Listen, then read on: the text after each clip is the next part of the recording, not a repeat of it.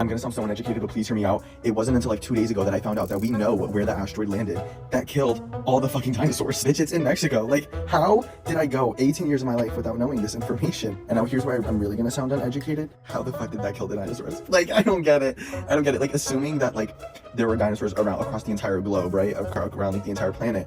How did a meteor landing like one place wipe out the fucking world? Like, wouldn't the world like not exist for that to happen? Like, I don't, it's not clicking.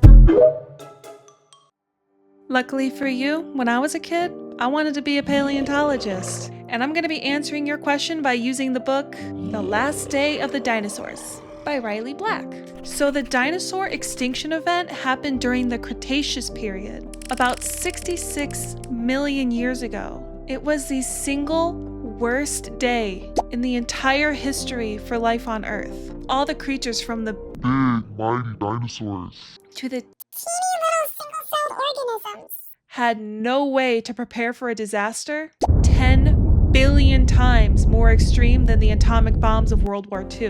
A 7-mile-long meteor crashing into the Yucatan was the ultimate reset button for all life on Earth. So far, there have been 5 mass extinctions. The first one was the Ordovician extinction. It happened about 450 million years ago, and it reshaped our oceans. The global cooling and the plummeting sea levels killed 85% of known marine species. The second mass extinction was 370 million years ago, the late Devonian extinction, and it caused a loss of 80% of our marine life. The third mass extinction was known as the Great Dying. It was primarily caused by the volcanic eruptions that resulted in the extinction of 96% of marine life and 70% of terrestrial life. The fourth mass extinction, known as the Jurassic extinction, was also caused by volcanic activity and climate change. But none of these were as intense as the event that ended the Mesozoic. All the previous mass extinctions took place over hundreds of thousands, even millions of years. And the reason why we know why the dinosaurs died wasn't from the fossils themselves, but in fact from the rocks surrounding them. Rare metals such as iridium were found around the fossils, suggesting that some kind of extraterrestrial body slammed into the planet. The discovery of the Chicxulub crater in the Yucatan Peninsula in the 1990s is what gave us all of our answers. The thing is, the asteroid that killed the dinosaurs was only 7 miles long. So how can a rock 7 miles long cause such a worldwide catastrophe when meteors that were way bigger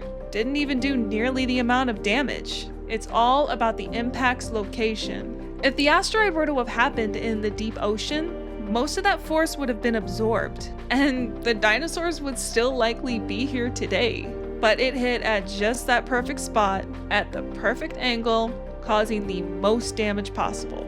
Yeah, the collision was bad, but the aftermath is where the real terror started. So the meteor hit the Earth at about a 30-degree angle, throwing the destruction forward of the impact point. And since it hit the shallow waters, the blast ejected the beach's sandy surface into the atmosphere, and that sand melted from the heat of the asteroid, and later it fell down from the sky as burning fiery glass. The burning glass in the sky created a reaction in the atmosphere that caused acid rain that went on for years. And also the impact itself was so powerful that it sent shockwaves through the entire planet, creating mega tsunamis 30 times more powerful than anything you'd see today. Continents were completely destroyed and reshaped by massive walls of killer water. On the other side of the planet, the dinosaurs who didn't get taken out by flaming raining glass or water walls of death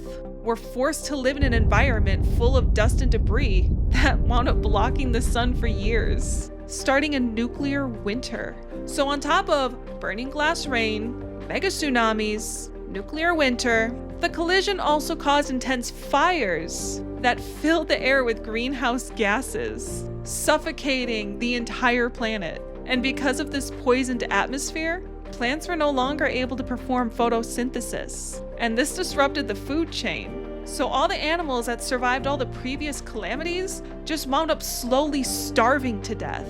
And the chain reaction of just disaster after disaster caused oceans to become too acidic for marine life. Caught out in the open with no underground refuge or shelter, most non-avian dinosaurs died within hours of the strike, no matter how near or far they were from that crash site. It was the location and the angle of that crash at just unfortunately the perfect moment that was able to destroy most of the life on the entire planet. It took millions of years for the Earth to recover from the worst day it's ever had. It was never the same. Gone were the days of the dinosaurs, and emerged from it began the dawn of the mammals.